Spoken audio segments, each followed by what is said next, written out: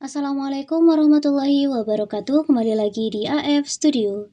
Di video kali ini saya akan memberikan tutorial cara menambahkan kontak darurat di HP Infinix Hot 70. Sebelum ke tutorialnya, buat teman-teman yang belum subscribe channel ini, silahkan subscribe terlebih dahulu. Dan jangan lupa like, comment, dan share-nya. Tanpa berlama-lama, langsung saja kita ke tutorialnya. Untuk menambahkan kontak darurat di HP Infinix Hot 70, ini kalian bisa lakukan dengan cara masuk ke aplikasi pengaturan terlebih dahulu. Setelah itu kalian bisa scroll ke bawah dan kalian bisa pilih menu keamanan dan darurat. Kemudian di keamanan dan darurat di sini ada kontak darurat, teman-teman. Kita ketuk, lalu kita tambahkan kontaknya seperti ini. Dan kontak darurat ini akan tampil di layar kunci kita, teman-teman. Jadi orang-orang yang menemukan handphone kita bisa menghubungi kontak darurat kita tanpa harus membuka layar utama kita. Sekian video tutorial dari kami, selamat mencoba. Wassalamualaikum warahmatullahi wabarakatuh.